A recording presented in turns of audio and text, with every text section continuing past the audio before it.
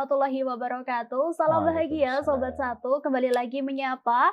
Tentunya masih dalam Lentera Ramadan. Terangi hati, tebar kebaikan. Bersama saya Elis Nawati dan pada kesempatan kali ini akan ditemani oleh rekan saya.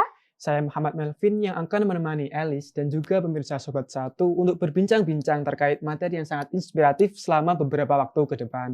Dan kita tidak hanya akan berdua ya Melvin. Iya. Kita akan ditemani oleh narasumber kita yang sangat luar biasa pada kesempatan kali ini. Salah satu tokoh penting di UIN Sayyid Ali Rahmatullah Tulungagung ya. Tentunya beliau adalah Profesor Dr. Haji Syamsun ya, Magister Agama. Sapa Sobat Satu, Prof. Terima kasih. Assalamualaikum warahmatullahi wabarakatuh. Waalaikumsalam warahmatullahi wabarakatuh. Bismillahirrahmanirrahim. Alhamdulillahirabbil alamin. Wassalatu wassalamu ala asyrofil anbiya'i wal mursalin sayyidina Muhammadin wa ala alihi wa ashabihi ajma'in, amma ba'du.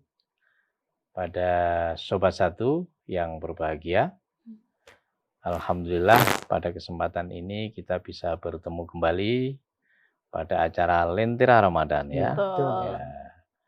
Oke, salawat dan salam semoga tetap tercurahkan kepada baginda kita Nabi Muhammad SAW. Sobat Satu yang berbahagia, sesuai dengan temanya yang diberikan adalah iman, imun, amin, untuk mencapai kebahagiaan yang sebenarnya. Gitu ya. Iya, Prof. Ya. Nah, itu kan kita baru mau spoiler ya tentang iman, imun, dan amin. Yang kadang kita juga mikir sebenarnya, emang itu bisa berkaitan dan emang ada kesinambungannya ya. Dan pada kesempatan kali ini Sobat Satu akan dibahas oleh Prof Niam nih secara gamblang ya, secara luas bagaimana sih sebetulnya sebuah keimanan itu bisa mempengaruhi imunitas kita. Iya, dan juga kebahagiaan kita. Betul sekali. Dan langsung saja kita dengarkan Prof Niam. Oke, terima kasih. Ada istilah tema yang diberikan iman, imun, amin. Sebenarnya kurang satu. Apa, Prof? Aman. Nah, kalau sudah jadi iman, imun terbentuk, baik secara spiritual maupun secara lahir yang kita miliki, maka kita akan menambah imun, kemudian menjadi aman, kan begitu. Itu ya.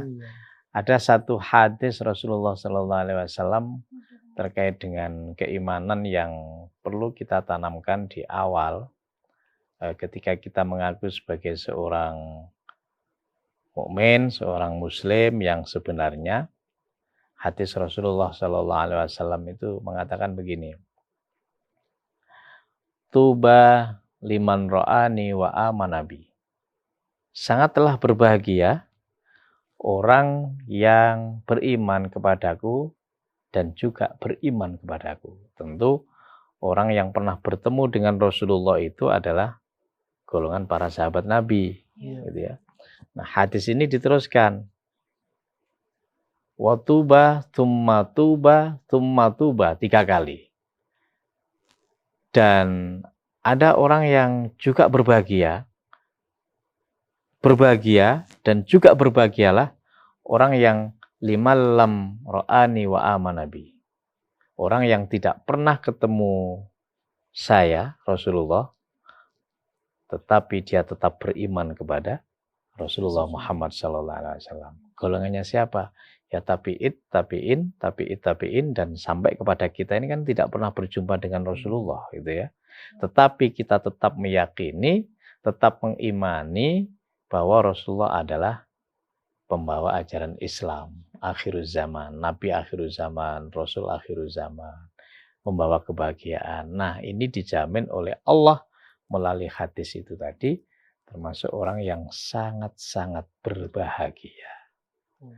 Itu ya. Nah, maka kemudian walaupun kita tidak pernah bertemu dengan Rasulullah, tidak pernah berjumpa, tidak pernah menyaksikan secara langsung, kecuali para sahabat Nabi pada saat itu.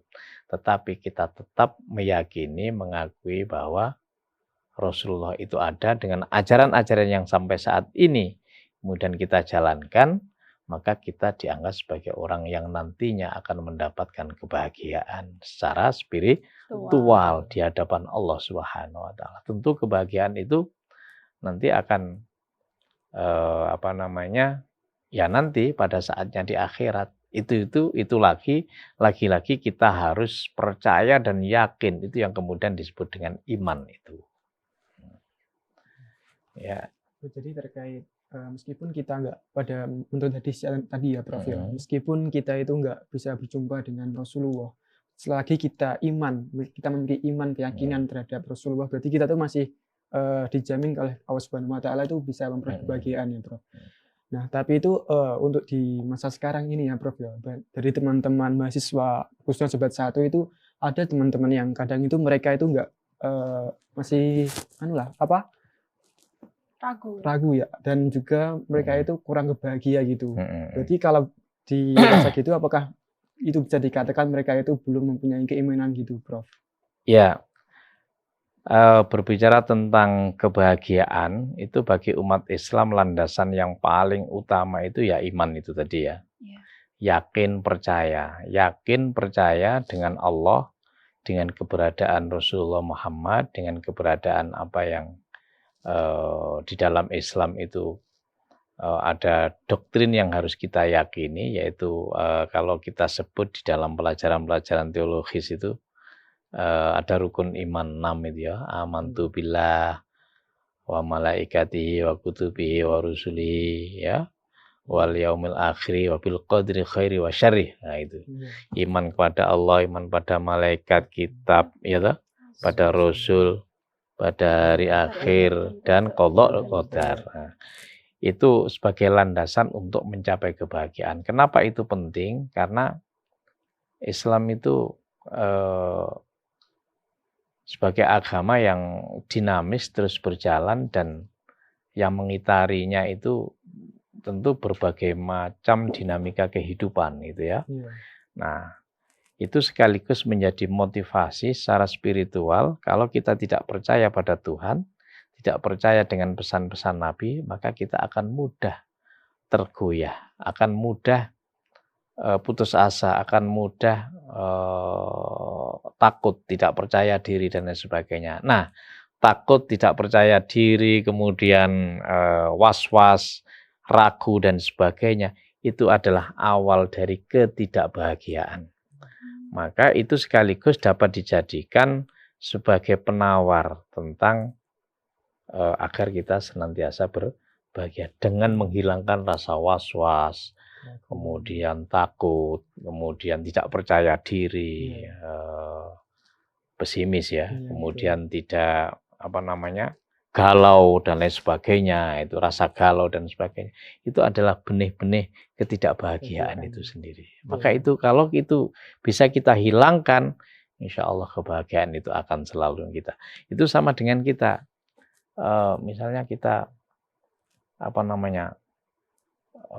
pertama kali masuk sebagai mahasiswa, di saat mahasiswa itu mungkin Anda punya image di dalam diri Anda itu, bahwa nanti kita ketemu dengan mahasiswa dari berbagai wilayah, mereka hebat-hebat, saya kok hanya seperti ini ya, itu ada was-was, ada kekhawatiran. Kalau kemudian di awalnya sudah seperti itu, maka kebahagiaan itu nanti tidak akan bisa diraih pada saat kuliahnya, kan begitu. Kalau kita belajar dengan terus meminimalisir sifat-sifat itu tadi, insya Allah kebahagiaan sebagai mahasiswa akan bisa kita raih. Oke, Prof. Kemudian kan sebagai seorang mahasiswa, kita tentu kan banyak sekali istilahnya tanggungan ya. Harus banyak sekali hal-hal yang perlu kita kerjakan dan tuntaskan sebagai seorang mahasiswa. Dan itu kadang tuh kita itu mudah merasa tidak bahagia dengan semua itu. Padahal kan ada juga yang mengatakan bahwasannya menuntut ilmu itu kan tidak selalu mudah ya Prof. Maksudnya pasti akan ada ibaratnya tangis yang kita lewati dan kesulitan-kesulitan itu. Terus bagaimana sih Prof caranya menumbuhkan keimanan itu di dalam diri kita ketika posisinya kita sedang sebagai seorang yang sedang menuntut ilmu, supaya kita juga bisa merasakan enjoy, kita bisa merasakan bahagia gitu ketika menuntut ilmu. Oke.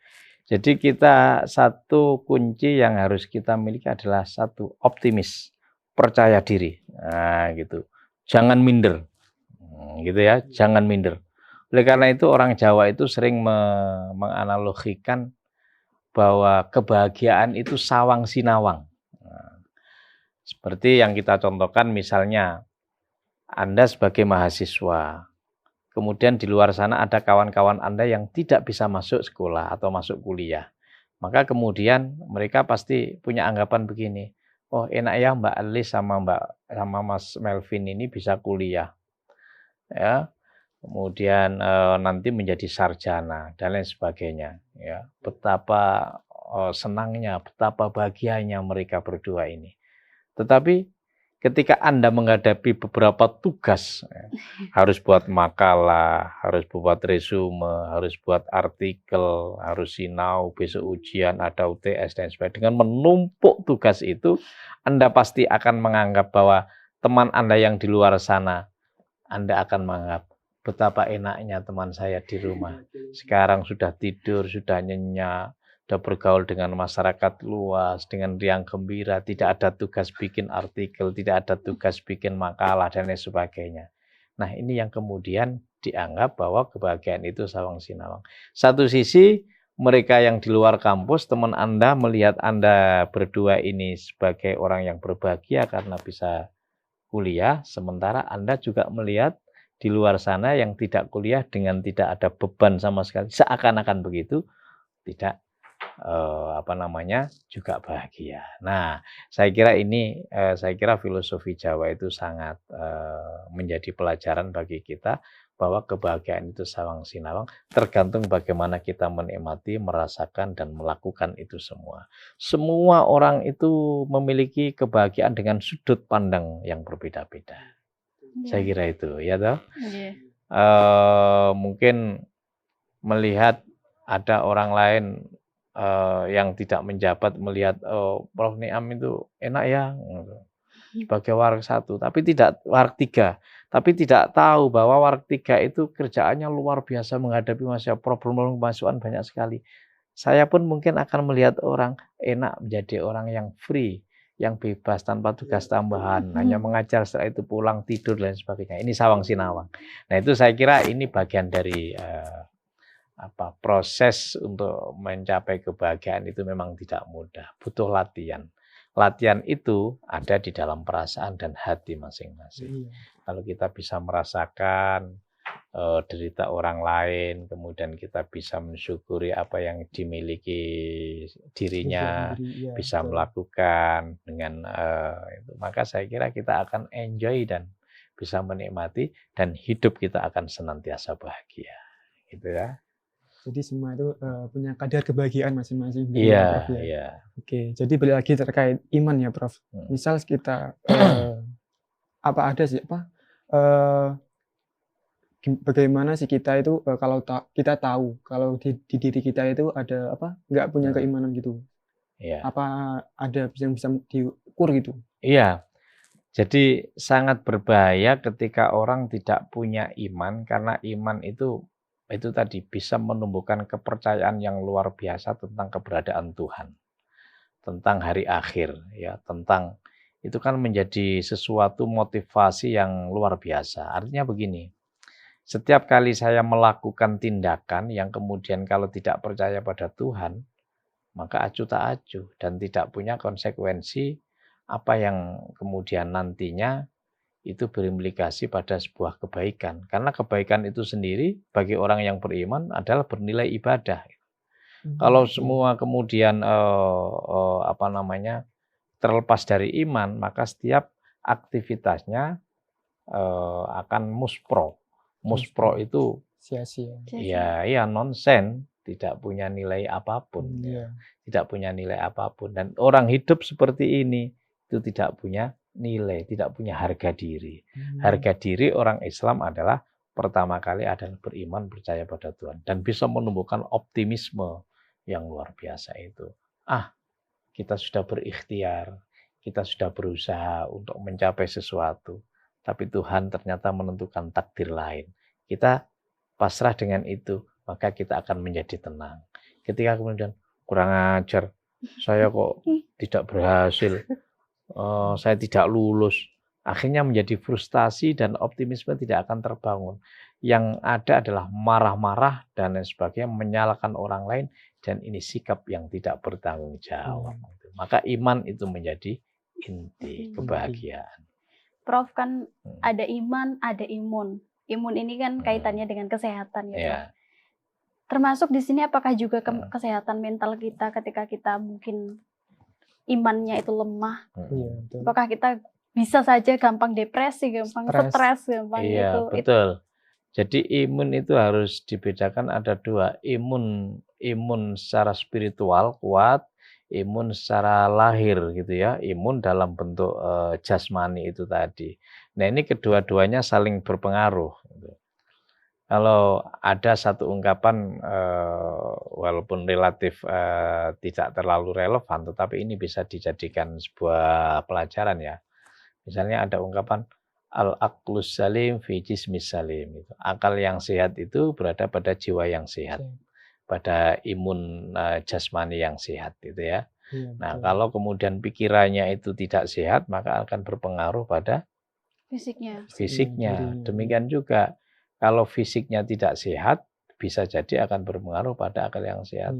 Ya contoh kecil misalnya kita fisik gak sehat kan nggak bisa kuliah, nggak bisa kemana-mana. Itu maka ya ada satu penelitian misalnya faktor X, faktor spiritual itu menjadi faktor yang sangat menentukan, faktor non lahir itu menjadi faktor yang paling utama untuk menentukan keberhasilan seseorang. Bahkan ada sebuah penelitian itu mengatakan bahwa soft skill ya, terkait dengan karakter, nilai-nilai kemanusiaan ya, kemudian orang ini sopan atau tidak, itu menjadi sesuatu yang sangat bisa menentukan keberhasilan seseorang. Maka kemudian ini kalau dilihat dari imun secara spiritual dan imun secara lahir itu menjadi sesuatu yang penting. Maka bahasa Anda tadi imun bisa berpengaruh pada mental, atau mental juga bisa berpengaruh pada kesehatan jasmani, kan begitu. Begitu, Prof. Ya. Imun, iman, imun. Nah, yang terakhir amin. Amin. Amin di sini perannya sebagai apa, Prof? Amin kalau dalam bahasa doa, amin itu kan istajib doa ana gitu ya. Berharap bahwa seluruh apa yang kita lakukan itu senantiasa terwujud, terkabul gitu ya. Nah itu makna amin kan begitu.